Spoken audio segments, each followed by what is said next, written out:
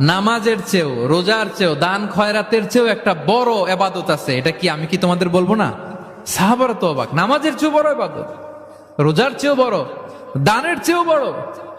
ক্বালু বালা ইয়া রাসূলুল্লাহ। সাহাবারা বললেন অবশ্যই হে নবী, হ্যাঁ আপনি বলেন সেটা কি? বিষ্ণু সাল্লাল্লাহু আলাইহি ওয়াসাল্লাম বললেন ইসলাহু যাতিল বাইন, বিবাদমান দুই গ্রুপকে মাঝখান দিয়ে যে মিলিয়ে দেয়া। নামাজের চেয়েও বড়, রোজার চেয়েও, সাদাকার চেয়েও বড়, মিলায়া দেওয়া।